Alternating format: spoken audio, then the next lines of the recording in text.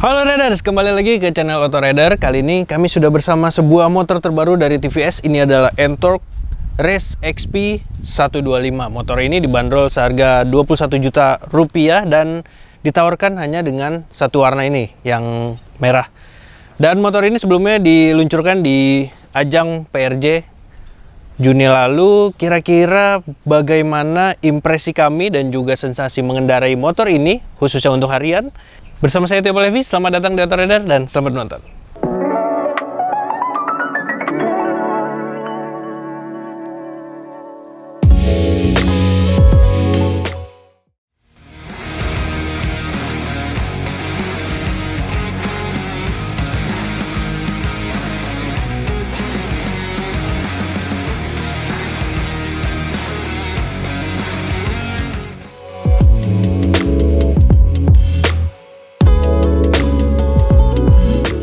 Di video kali ini kita akan fokus pada fitur konektivitas dari TVS N-Torq Race XP ini dan juga bagaimana performanya saat digunakan harian. Apalagi menariknya motor ini punya dua riding mode, yaitu street dan juga race, dan juga sudah dilengkapi dengan voice command.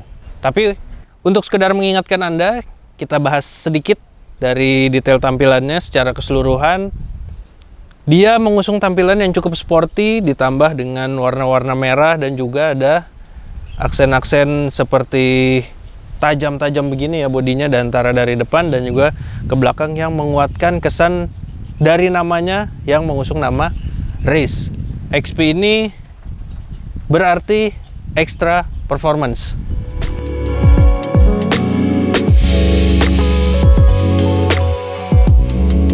Oke, sekarang kita beralih ke area performanya. Dia mengusung mesin 125 cc atau tepatnya 124,8 cc dan keluaran tenaganya sebesar 10 daya kuda, torsinya 10,8 Nm.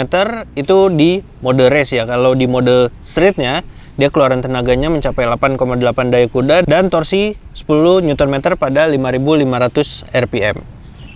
Nah, kalau buat top speednya sendiri, si TVS mengklaim pada mode race dia top speednya bisa mencapai 98 km per jam, sedangkan pada mode streetnya 85 km per jam. Dan yang menarik itu adalah suara knalpotnya. Seperti apa? Coba kita dengerin yuk. Nah, coba kita langsung nyalain aja.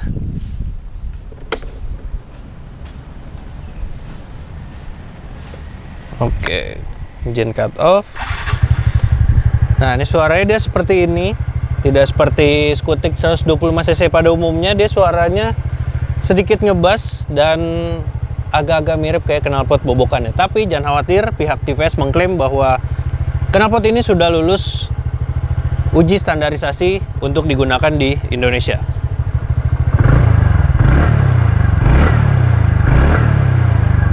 Nah, suaranya ngebas banget ya.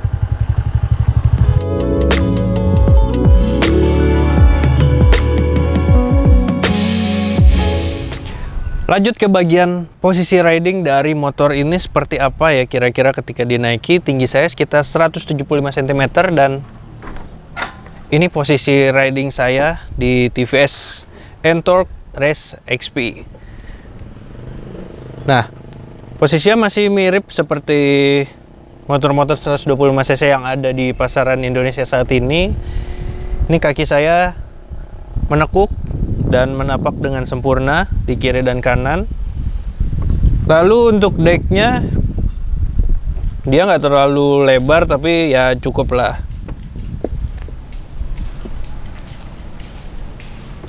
Kalau di bagian stangnya, dia ketika dibelokkan seperti ini dia masih cukup jauh jaraknya, jadi nggak khawatir mentok.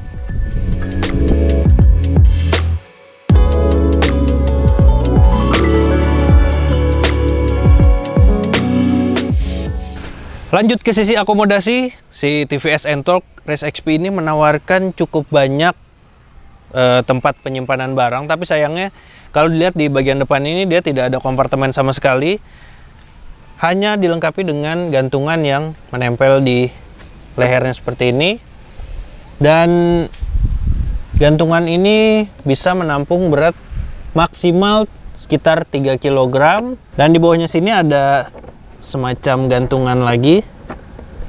Nah, yang bisa Anda gunakan. Terus tentunya di area bagasinya dia cukup luas dan di dalam sini terdapat lampu untuk membantu ketika membuka bagasi dalam keadaan gelap, dan sebelahnya sudah ada USB charger. Lalu di bagian bagasi ini tidak ada lubang tangki karena lubang tangkinya terpisah di belakang. Dan untuk membukanya dengan lubang yang sama, tapi kalau bagasi diputar ke kanan, kalau untuk tangkinya diputar ke kiri. Nah, ini kapasitasnya 5,8 liter.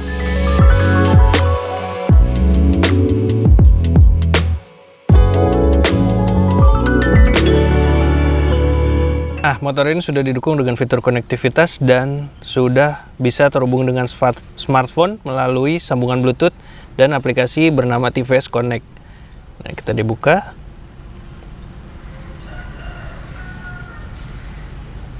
Seperti ini tampilannya. Sebelumnya Anda perlu registrasi dulu dengan memasukkan email dan juga data diri Anda.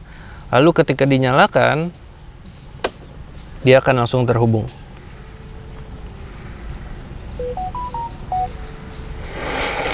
Nah, ada animasi seperti ini. Dan di sini juga akan disapa oleh motornya sesuai dengan nama yang ada di aplikasi ini. Terus kalau dinyalain motornya, oh iya, di sini juga ada lokasinya. Di bawah sini ada beberapa pilihan menu. Ini ada pengaturan, lalu ini ada mengakhiri perjalanan dan juga voice assist-nya. Kita bahas dari voice assist-nya dulu. Dia ada beberapa pilihan perintah seperti di sini nih, sekitar belasan perintah. Jadi bisa untuk menyalakan atau mengganti mode berkendaranya, lalu bisa mengatur kecerahan dari layar speedometernya, terus juga menampilkan notifikasi telepon dan juga SMS. Bahkan dia bisa menaikkan dan menurunkan volume, juga memberikan peringatan kecepatan maksimum. Nah, ini ada perintah-perintahnya seperti ini yang perlu Anda katakan. Jadi ketika menggunakan voice command-nya, ini kalimat yang Anda butuhkan. Nah, ketika dinyalakan di aplikasi ini akan terlihat di sini RPM dan di sini modenya race dan street. Lalu ini ada lap duration, juga lap distance, dan yang tengah ini adalah maps. Oke, kita lihat dulu dari bedanya antara race mode dan street mode. Dia selain dari tombol di motor, dia bisa diubah melalui aplikasi ini. Nah, ketika berubah ke street, dia warnanya menjadi biru dan RPM-nya turun. Kalau pada mode street ini, dia RPM-nya sekitar 1400-an, sedangkan kalau yang race itu sekitar 1700-an. Nah, dia mulai meningkat RPM-nya. Nah, seperti ini. Lalu untuk navigasi ada di bawah sini.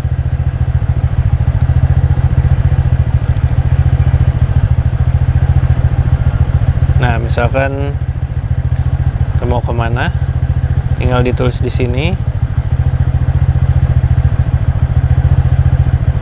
Akan tampil seperti ini, dan di sini ada tulisan navigation assist on. Ketika dimulai. Nah, jadi di panel instrumen ini dia tidak menunjukkan model panah gitu ya, tapi dia berupa kalimat. Jadi 1 km lagi atau 1 kilo 250 meter lagi tetap di jalan yang sama. Jadi dia akan menunjukkan belok kiri atau belok kanan dengan jarak yang akan dicapai. Nah, sekarang kita coba fitur voice assist-nya. Nah, dia mode mendengarkan. Coba kita ngomong activate race mode. Nah, dia mendengar seperti ini dan dia berubah menjadi race mode.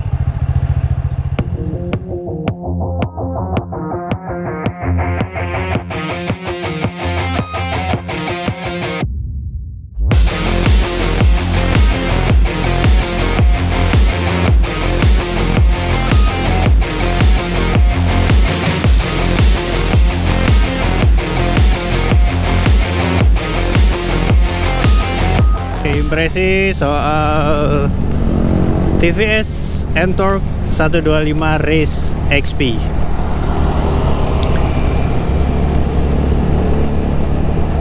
Pertama kita bahas dari kaki-kaki dan juga handling maupun kenyamanannya ya. Si motor ini dia pakai pelek 12 inci dan juga suspensi depan teleskopik dan peredam kejut ganda di belakang. Nah, rasanya kalau buat segi kenyamanan ini joknya nyaman banget, terus juga dia redaman suspensinya oke. Jadi dibandingkan, kalau menurut saya ya, dibandingkan skutik-skutik 125cc yang saat ini ada di pasaran, ini bisa menjadi salah satu skutik yang cukup nyaman dikendarai. Dia joknya empuk, terus redamannya juga empuk. Jadi untuk perjalanan jauh komuter sekitar 30-60 km sehari sih rasanya oke. Nah, ini kalau buat diajak belok-belok gini, nah motornya terasa enteng.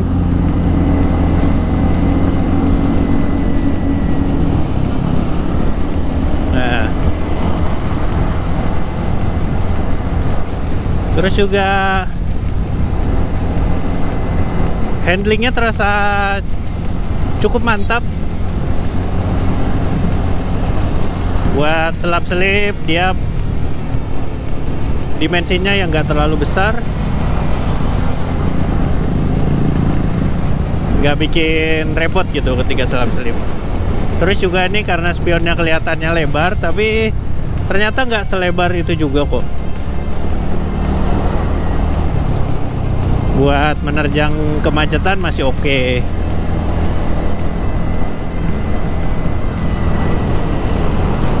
Terus posisi duduknya juga, kalau buat tinggi saya yang 175 cm, ini antara stang, lalu jok dan juga pijakan kakinya terasa pas. Tapi sayangnya dia decknya ini agak sempit, jadi untuk pengendara seperti saya kakinya itu jadi lebih ke dalam, agak-agak merapat seperti ini. Nah, jadi dia nggak bisa agak mengangkang gitu ya. Jadi supaya tertutup dengan cover depan, dia harus agak rapat.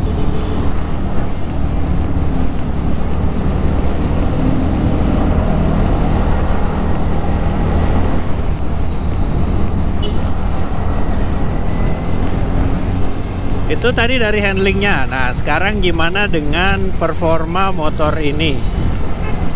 Mengusung mesin 125cc dan dia sudah dilengkapi dengan dua mode berkendara, street dan race. Nah, kali ini saya sedang menggunakan mode race. Pihak TVS mengklaim jadi perbedaan mode ini dia mengatur pada suplai bahan bakarnya. Jadi pada mode race itu dia RPM-nya jadi lebih besar dan juga torsinya terasa lebih sedikit menjambak dibandingkan dengan mode yang street. Terus top speednya juga bisa lebih kencang yang mode race tentunya ya, sesuai dengan namanya. Tapi balik lagi ke keiritan bahan bakarnya. Di speedometer ini dia ada indikator eco dan juga power.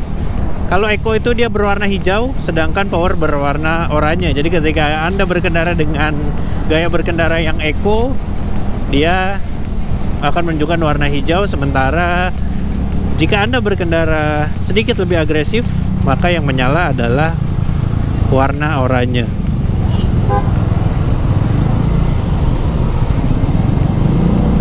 Terus raungan suara knalpotnya juga cukup ngebas.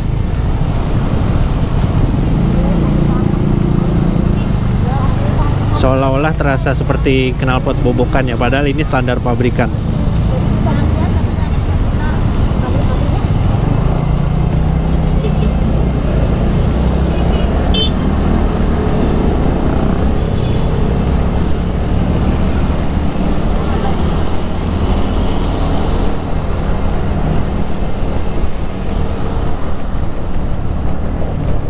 kalau pada mode race ini seperti yang saya gunakan, dia hentakan awalnya bisa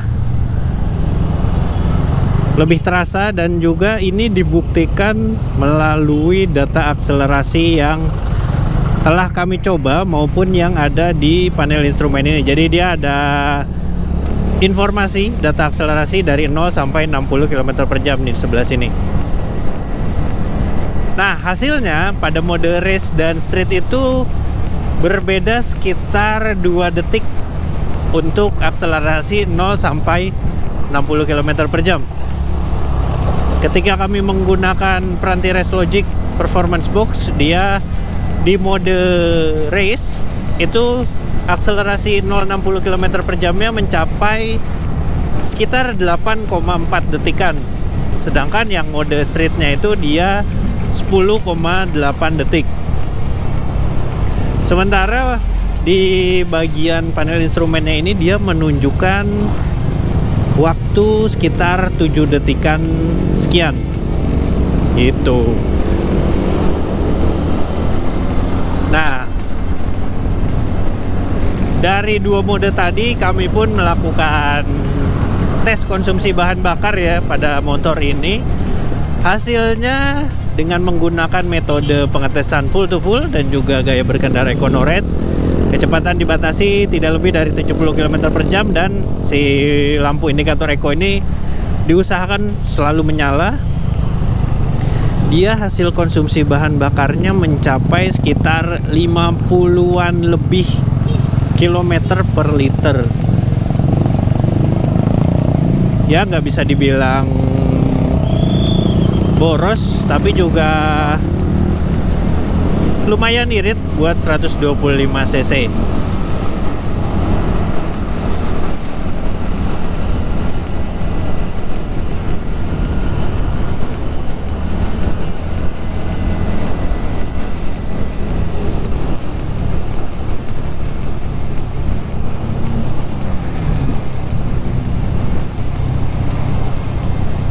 Oh iya, buat kecepatan maksimumnya itu seperti klaimnya TVS, pada mode race itu mencapai sekitar 98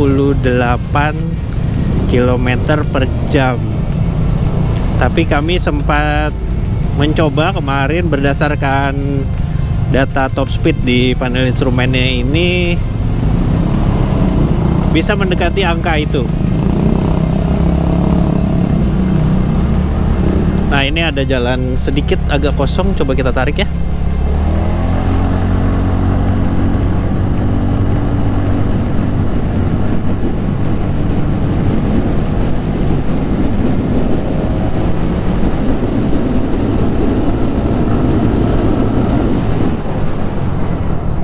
Oke, itu tadi sekitar 14,6 detik 0 sampai 60 km per jam ya. Memang di putaran tengahnya itu dia agak sedikit lambat, tapi untuk 050, 060 sih nggak ada masalah sama sekali. Jadi cocok buat stop and go, buat berkendara harian juga cocok banget.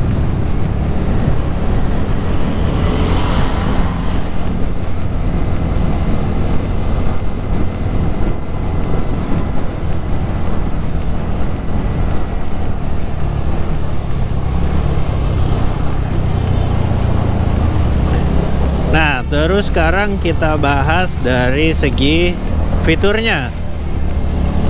Fiturnya di panel instrumen ini menampilkan banyak banget informasi. Ini di mode race aja, di bawahnya ini ada tulisan kalau dia race mode. Terus di sebelah kanan ini ada indikator bahan bakar. Lalu ini ada suhu mesin.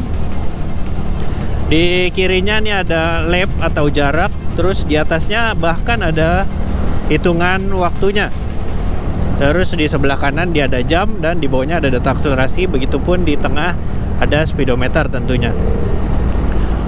Untuk merubah dari race mode ke street mode, Anda bisa menggunakan 4 cara, yaitu bisa dengan aplikasi, terus dengan tombol ini, tombol mode yang ada di panel instrumen ini, terus dari tombol starter ini ketika mesin menyala Anda cukup menekannya 1 kali. Nah, dia akan berubah menjadi street mode. Lalu bisa juga melalui aplikasi seperti yang sudah saya jelaskan tadi. Terus yang terakhir menggunakan perintah suara. Tadi juga udah kita contohin ya, seperti apa cara mengubahnya. Nah, pada tampilan street mode ini dia berubah informasinya. Di sebelah atas ini dia ada trip A dan trip B, terus ada odometer di atasnya. Terus sisanya masih sama, dan karena ini sudah terkoneksi dengan smartphone saya, di atasnya ini ada simbol Bluetooth. Lalu di bawahnya ada baterai dari handphone saya, juga di atasnya ada simbol sinyal. Sepertinya sih sinyal ya kelihatannya dari sini. Itu.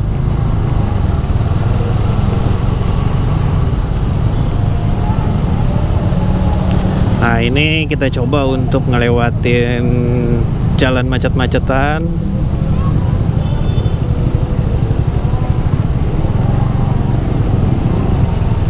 Rasanya masih oke. Motornya juga nggak berat. Terus oh ya, remnya tergolong pakem, walaupun dia belum punya fitur ABS ya, tapi dia cukup pakem remnya.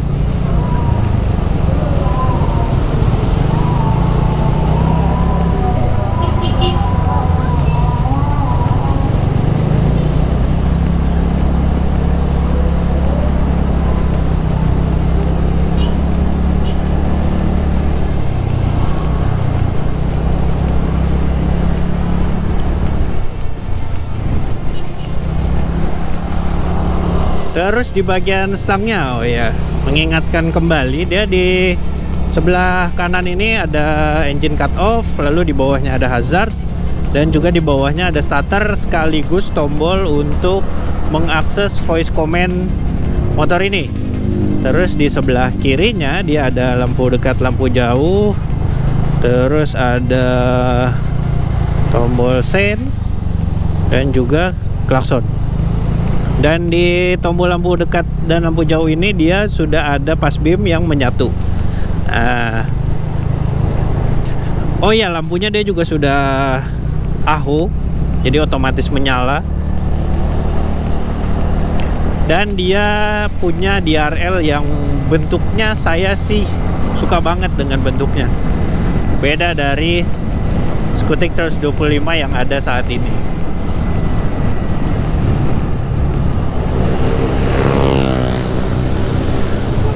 Oh iya, saat duduk di motor ini rasanya itu seperti mengendarai skutik-skutik yang sudah ada gitu, misalkan kayak Yamaha seperti Mio Soul GT ya. Rasanya karena di sini lekukannya dari dalam seperti ini, terus juga posisinya kurang lebih mirip-mirip seperti itu. Jadi nggak perlu banyak beradaptasi lagi sih kalau menurut saya dengan motor ini.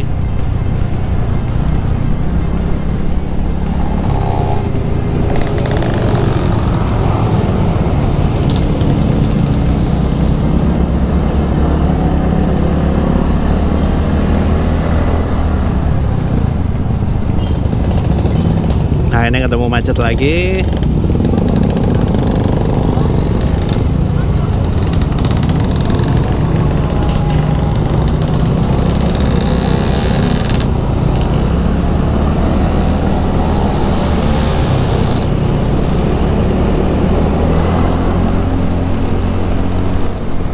Nah, kalau pada mode street ini hentakan awalnya tetap ada, tapi memang tidak sebesar yang mode race.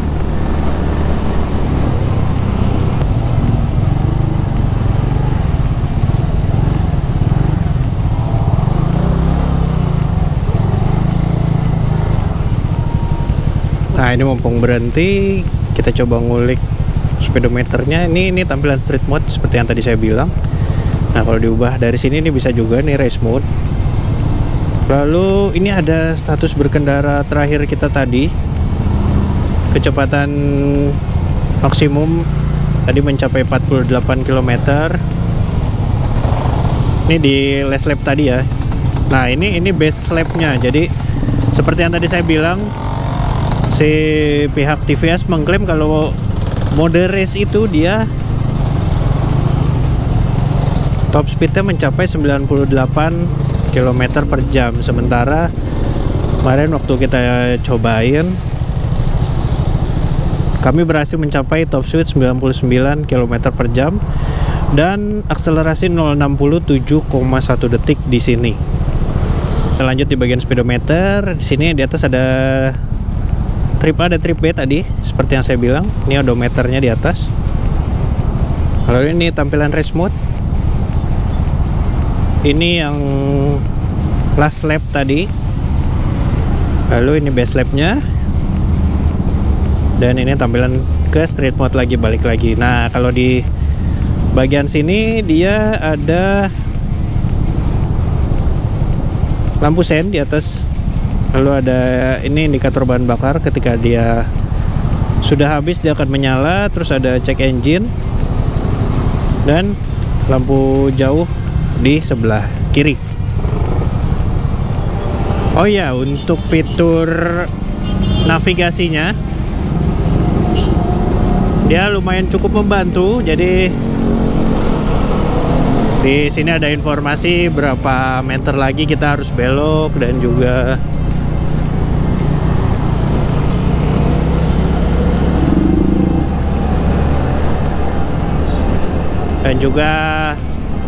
posisi parkir dari motor ini juga bisa terdeteksi di aplikasi si TVS Connect-nya.